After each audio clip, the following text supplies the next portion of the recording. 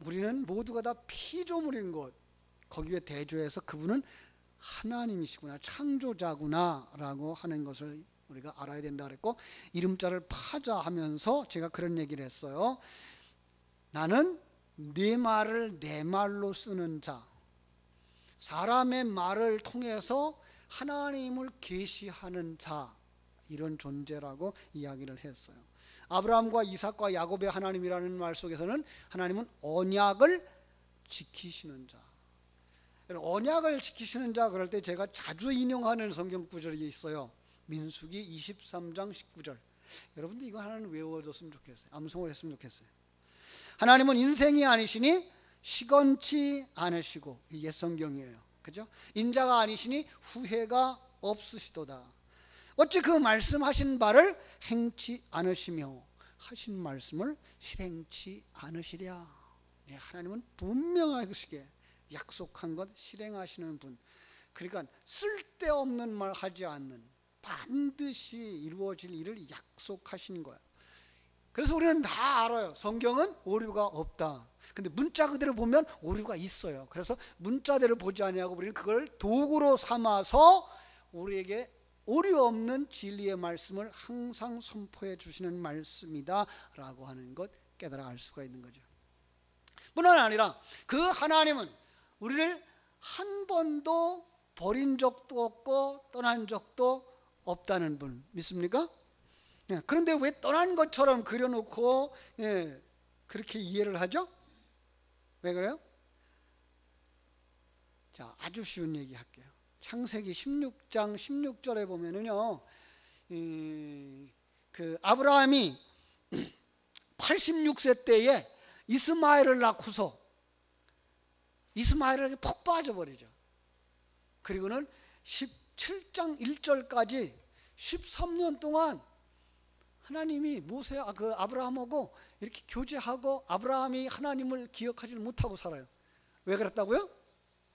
이스마엘에게 푹 빠져서 보이는 것에 빠져서 보이지 않는 하나님이 곁에 있어도 곁에 있는 것조차 기억하지 못하고 살았다라고 이야기를 하고 있어요. 그렇죠? 그러면 이해할 수 없는 상황들이 있어요. 하나님 왜 이스라엘 백성들이 430년 동안 애굽에서 살 때에 나타나지 않았을까? 모세가 나타나서 자기가 자기 백성들을 도우려고 할 때 하나님은 왜 안 나타나시고 지금 양치기 하느라고 다 늙어서 지쳐있는 바로 그 80세나 돼서야 나타나셨을까? 그렇죠? 여러분 어떻게 대답하실래요? 성경에 아주 재미있는 구절이 하나 있어요. 요한복음 13장 7절. 제가 간단하게 말씀드릴게요. 너희가 지금은 알지 못하나 이후에는 알리라. 그렇죠? 요한복음 13장 7절이에요. 영적 어린아이는 하나님의 하는 일을 다 알 수가 없어요. 성경의 박사 전문가라고 해도 하나님의 그 깊은 뜻을 다 알 수가 없는 거예요. 그래서 거기에 거부할 수밖에 없고 그래서 순종하지 아니할 수 있는 거죠. 그래서 하나님은 계속해서 반복해서 모세에게 설득하는 장면이 나오는 거예요. 자, 그런데 이 설득하는 장면도 우리는 이해가 잘 안 돼요. 그래서 성경을 해석하는 사람들이 자기의 소견대로 해석하는 경우를 왕왕 보게 되거든요. 왜냐 그러면 문자적으로 해석하기 때문에 그래요. 자, 지금 하나님께서 모세에게 가라고 해요. 애굽으로 가라고 해요. 근데 모세는 고집을 부리고 버티고 있는 거예요. 그러한 모세에게 하나님께서 어떻게 설득하죠? 3장 10절 볼까요? 3장 10절 바로 앞으로 가서 이제 내가 너를 바로에게 보내어 너에게 내 백성 이스라엘 자손을 애굽에서 인도하여 내게 하리라 라고 말씀하는 거예요. 넌 내 백성을 인도하여 내게 할 거야. 그래서 모세가 뭐라 그래요? 내가 누구가 한대요? 11절이죠. 3장 11절. 내가 누구가 한데 그런 일을 하겠습니까? 그랬더니 하나님이 뭐라 그래요? 12절. 야, 내가 너와 함께 있을 거야. 그러자 모세가 또 이제 하나님의 이름을 물었던 거죠. 그것도 뭐예요? 거부의 표시죠. 하나님께서 천지를 말씀으로 창조하셨어요. 말씀하시면 모든 것이 그대로 이루어지는 거예요. 모든 만물도 불순종하지 않아요. 오직 타락한 인간만 불순종하는 거예요. 이게 인간의 모습이에요. 죄인의 모습이지. 창조주가 시키면 피조물은 당연히 순종해야 되죠. 아니 육신의 부모가 시켜도 순종하는데 감히 하나님이 명령을 거절할 수 있나요? 그러한 무함한 일이 어딜 수가 있어요? 있을 수가 있어요? 그게 타락한 인간임이에요. 그러면 하나님 어떻게 하시죠? 그냥 한 대 때려서 시키기도 해요. 그런가 하면 깨달아 알도록 계속 설득시키는 거예요. 그래서 3장 15절로 22절에서 하나님은 모세에게 두 번째 말씀하셔요. 어떻게 출애굽할 것이며 어디로 갈 것인가를 말씀하셔요. 그리고 나올 때도 어떻게 나오게 될 것인가를 다 가르쳐 주셔요. 그럼 어떻게 해야 돼요? 순종해야 되는데 이 모세는 4장 1절 또 거절하는 거예요. 이게 뭐라 그래요? 4장 1절 모세가 대답하여 이르되 그러나 그들이 나를 믿지 아니하면 내 말을 듣지 아니하고 이르기를 여호와께서 내게 나타나지 아니하였다 하시리이다. 하나님이 뭐라 그래요? 그게 이제 2절부터 9절까지의 설득하는 내용이에요. 내가 네게 표적을 줄게. 너 지팡이 가지고 있지? 예. 그리고 지팡이가 변해서 뱀이 되는 표적. 그 다음에 모세의 손을 품에 넣었다가 꺼내니까 어떻게 돼요? 문둥병이 생기고 다시 한번 넣었다 빼니까 그냥 깨끗한 손으로 회복되어지는 그 그림을 그려주는 거예요. 그것 가지고도 안 믿거든 어떡하라고요? 그 하수에 있는 물을 한 바가지 떠다가 뭐야? 육지에다가 부으라는 거예요. 그러면 그게 피가 될 것이라고. 놀라운 표적이죠. 자, 한번 생각해 보세요. 지금까지 하나님이 모세에게 나타나셔서 하나님이 너와 함께하고 너를 그들 앞에 세워서 이스라엘 백성들을 애굽에서 건져내게 할 거야 라고 한 표적들이 뭐가 있었나요? 불 가운데 나타나셨어요. 그죠? 뿐만 아니라 말씀으로 임하셨어요.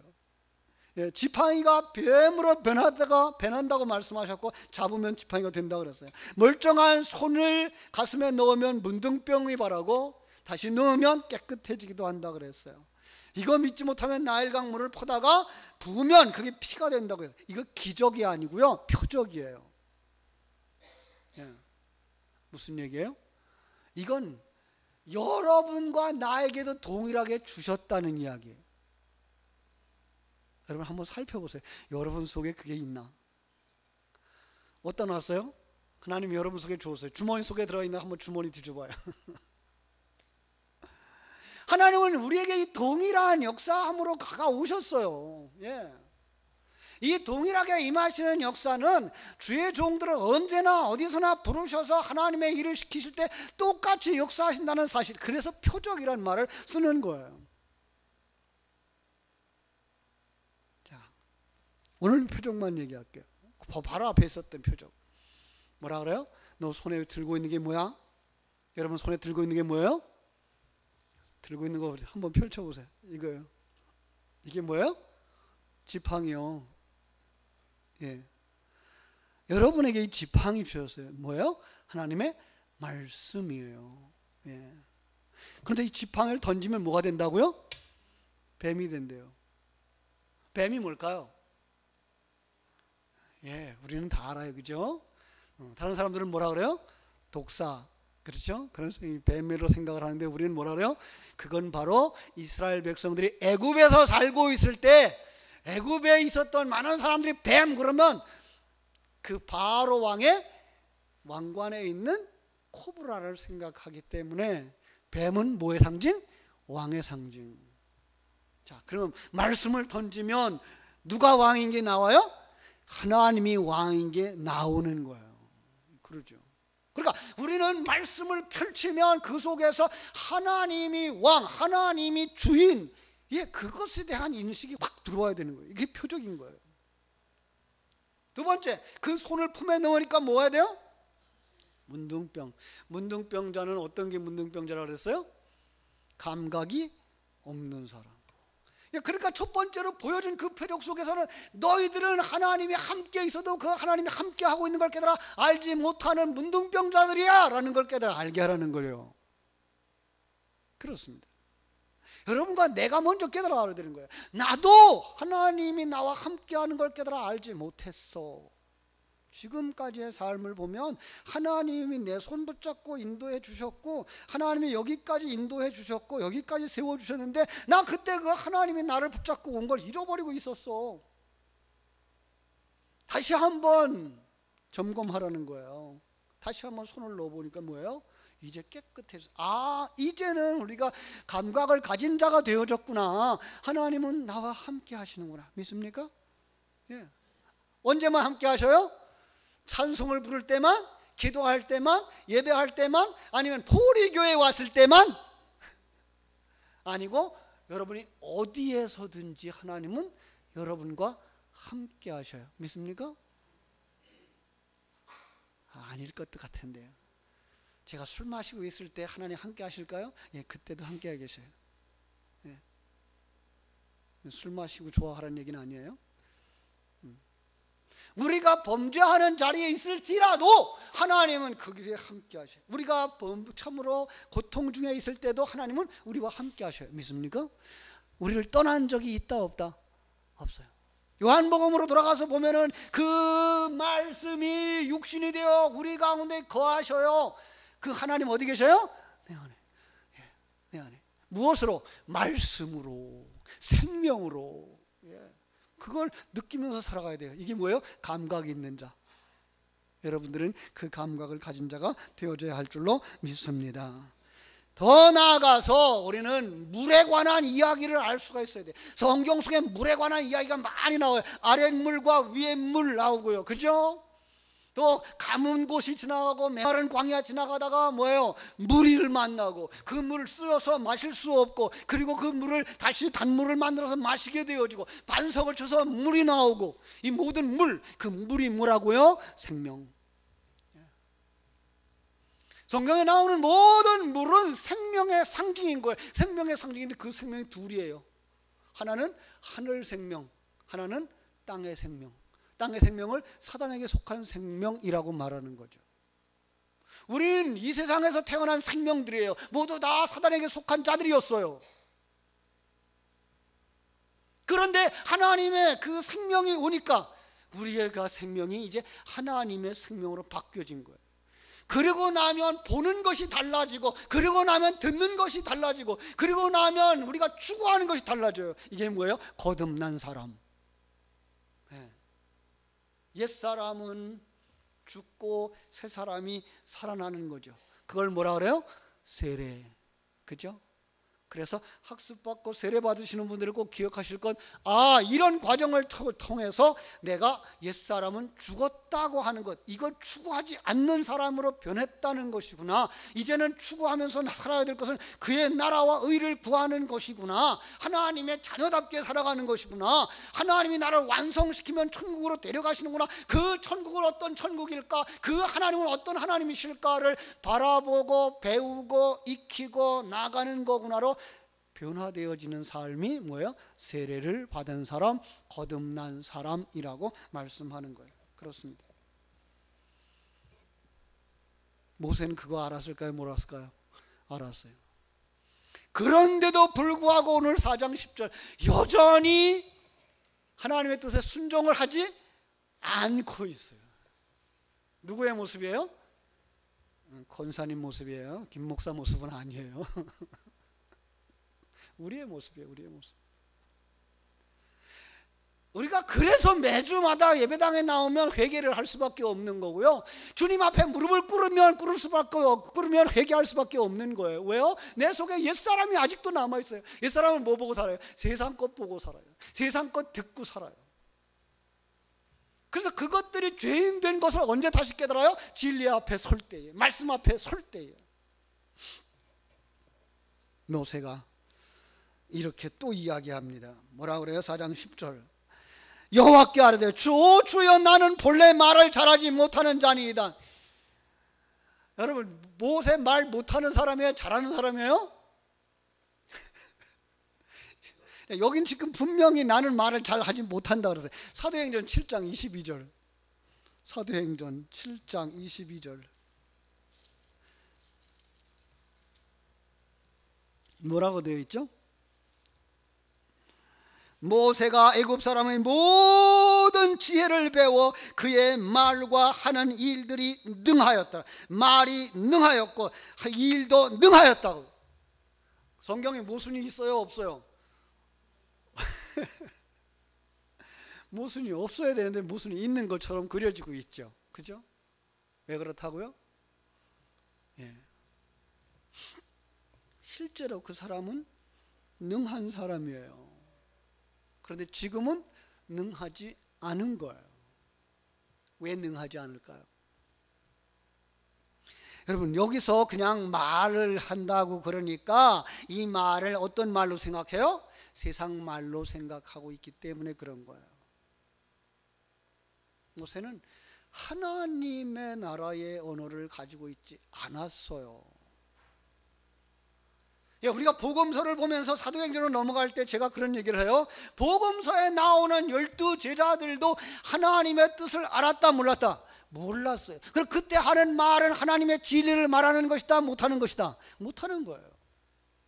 사도행전 2장에 성령이 충만되어지고 성령이 임하고 나서 그들의 눈이 열리고 귀가 열리고 입이 열리니까 하늘나라 말을 능하게 하는 자인 것이지, 지금은 아직 그게 아닌 거예요. 못하는 거예요. 그게 두려운 거죠. 그래서 핑계하죠. 역시 그래, 나는 입이 뻣뻣하고 혀가 둔합니다. 하나님이 야단치죠. 자, 11절 12절 함께 읽어요. 4장 11절 시작. 여호와께서 그에게 이르시되 누가 사람을 입을 지었느냐? 누가 말 못하는 자나 못 듣는 자나 눈 밝을 자나 맹인이 되게 하였느냐? 나 여호와가 아니냐? 이제 가라. 네가 네 입과 함께 있어서 할 말을 가르치리라. 여러분이 하나님이라면 입이 뻣뻣해서 못 가요, 난 말 잘 못해요, 그러면 어떻게 했을까요? 한 대 주워 박았겠죠. 그죠? 여러분이 모세라면 어떻게 했겠어요? 그 자리 뻗탱기고 서 있을까요? 그럴 수는 없겠죠. 그죠? 이제는 이해할 만한데 이 죄인이란 핑계거리를 끝까지 찾아요. 끝까지 항복하는 법이 없어요. 그래서 거절하는 거예요. 보낼 만한 사람을 보내세요. 모세의 고집이 이 정도입니다. 누구의 고집이 이 정도라고요? 내 고집이요. 내 고집이 이 정도예요. 그렇죠? 모세가 하나님이 이제 14절로 16절 이렇게 말합니다. 모세를 향하여 노하여 이르시되 레위 사람 네 형 아론 있지 아니하냐? 그가 말 잘하는 것을 내가 아노라. 그가 너를 만나러 나오나니 그가 너를 볼 때에 그의 마음에 기쁨이 있을 것이라. 너는 그에게 말하고 그의 입에 할 말을 주라. 내가 네 입과 그의 입에 함께 있어서 너희들이 행할 일을 가르치리라. 그가 너를 대신하여 백성에게 말할 것이니 그는 네 입을 대신할 것이요 너는 그에게 하나님같이 되리라. 자, 아주 묘한 표현이에요. 지금 모세가 오는데 그 모세의 모습을 누구의 모습으로 그려내고 있는가 하면 성자 하나님의 모습으로 그려내고 있는 거예요. 그리고 아론을 누구로 그려내고 있는가 하면 육신을 가진 예수로 그려내고 있는 거예요. 그러니까 예수님은 이 땅에 오실 때에 완전한 하나님이셨고 완전한 인간이셨죠. 그런데 하나님은 말씀을 하시면 우리가 알아듣는다 못한다?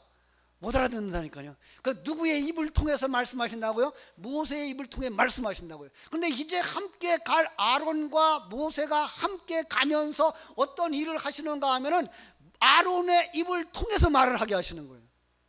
그러면서 아론 속에 있는 모세 이런 식으로 그림을 그려서 하나님과 육신 가진 자가 동시에 출현하는 그림을 그려냄으로 말미암아 이제 예수님과 성자 하나님이 하나 되어져서 일하시는 모습으로 우리 앞에 그려내고 있는 것을 볼 수가 있습니다. 그렇습니다. 자, 우리는 이런 모습을 보면서 우리 곁에 있는 사람들이 말을 안 들을 때, 고집을 부릴 때, 그걸 통해서 뭘 봐야 돼요? 내 모습을 봐야 돼요. 내 모습. 그죠? 자식들이, 자녀들이 그 고집 부리는 것을 보면 내가 저렇게 고집을 부리는 사람이구나로 보면 돼요. 우리 부장 선생님들이, 부장 집사님들이, 교사들이 이 역할을 이렇게 보면서, 또 우리 남전도회 회장, 여전도회 회장님들이 또 이렇게 회원들의 모습을 보면서, 그죠? 내 모습을 봐야 되는 거죠. 그죠? 자, 하나님은 모세를 처음부터 강제로 만들어서, 로봇을 만들어서 사용하지 아니하시고 천천히 그들을 변화시켜서, 그게 이 과정이에요. 그 과정을 거쳐서 하나님은 하나님의 도구로 사용하시고 완성시켜 가시는 줄로 믿습니다. 아브라함도 그 과정을 거쳐가요. 아브라함도 본토 친척 아비집을 떠나는 곳에서부터 아들을 바쳐라 그러면 아들을 갖다 벌써 제물로 바치러 나가는 그 자리까지 가기까지 수없이 많은 과정 속에서 거절할 만도 하고 불평할 만도 한 그 과정을 거쳐가면서 하나님이 입을 막아주시고 귀를 막아주시고 그리고 또 세워주시고, 우리도 마찬가지. 그러니 이제는 우리가 어떻게 해야 됩니까? 거듭난 자가 되어지고 하나님의 뜻을 아는 자가 되어졌으면 이제 거절하는 자리에서 내려와서 주님의 말씀에 순종하고, 내 뜻에는 맞지 않지만, 지난번에 베드로가 주님의 말씀에 의지하여서 깊은 곳에 가서 오른쪽에다 그물을 내려서 고기를 잡았던 것처럼 내 생각에 맞지 아니한다고 거절할 것이 아니고, 이 일을 통해서 하나님이 어떤 큰 일을 하시는가를 볼 수 있기를 위해서 그 말씀에 순종하며 나갈 때 그 순종을 통해서 기적이 일어나게 될 줄로 믿습니다. 기도하겠습니다. 하나님, 우리는 이렇게 고집이 센 자였습니다. 모세의 모습을 보면서 이것이 타락한 인간의 고집인 것을 보게 되었습니다. 그럼에도 불구하고 하나님은 우리를 참으로 잘라버리지 아니하시고 끊어버리지 아니하시고 또 말씀해 주시고 또 말씀해 주시면서 우리를 설득시켜 마침내 하나님의 말씀에 순종하게 하는 자 만들어 주신다는 사실을 깨달아 알고, 지금은 부족하지만 장차 완성되어질 날을 소망하며 인내하며 하나님의 귀한 일에 동참할 수 있는 복된 하나님의 일꾼들이 다 되게 하여 주시옵소서. 거룩하신 예수님 이름으로 기도하옵나이다. 아멘. 광고 말씀 하나 드릴게요. 세례문답 하시는 분들, 오늘 말씀 들으셨어요? 토요일 날 1시에 모인다고? 토요일 날 1시에? 그래서 우리 이모세 전도사님이 세례문답 공부를 하게 하고, 그리고 우리 김연희 전도사님이 학습문답 공부를 하도록 한다고 약속을 했어요. 그래서 입교문답 하실 분들, 그건 이제 유아 세례 받은 분들이 만 15세 이상이 되면 육교에 입교문답 하죠. 그리고 이제 교회에 오신 지 6개월 이상 되신 분들이 학습을 받고, 그리고 학습을 받으신 분들이 6개월 이상 되어지면 세례를 받는데 그 교육을 받으시고 11월 첫째 주일날 학습, 세례, 입교문답을 하도록 하겠습니다. 기억을 해 주시고요. 또 하나, 내일 교육관 공사를 합니다. 교육관에 그 전기 판넬 걷어내고 그리고 전기 필름 깔고 하는데, 그 일에 본래는 우리가 우리 힘으로 그걸 다 드러내놓고 덮어놓으면 그분들이 와서 하기로 했는데, 그러면 저녁에 물건을 어디다 놓을 데도 없고 뭐 이런 얘기들 얘기하면서 그분들이 한 분 모시고 와서 한 사람 인건비만 주면 그 일을 해주겠다 그러는데, 내일 어쨌든 우리 손이 많이 필요합니다. 그래서 내일 시간 내셔서 교회에 오셔서 약간씩 좀 도와주시면, 그분들이 다 한다고 합니다만은 그럼에도 불구하고 우리가 좀 지킬 건 지키고 이렇게 살필 건 살펴서 그 상하지 않도록 그렇게 하셔서 지하성전에 그 장판 까는 일, 그리고 그 페인팅하는 일 그것까지, 그리고 전기 그 보일러 전기 난방기구 드러내는 것까지 깨끗하게 하고 정리를 했으면 좋겠습니다. 내일 시간들 내셔서 함께 참여해 주시기를 바랍니다. 찬송가 323장 부르고 축도로 예배를 마치겠습니다. 이 예배 후에 정기 재직회가 있습니다. 재직되시는 분들은 다 참석해 주시기를 바랍니다. 323장입니다.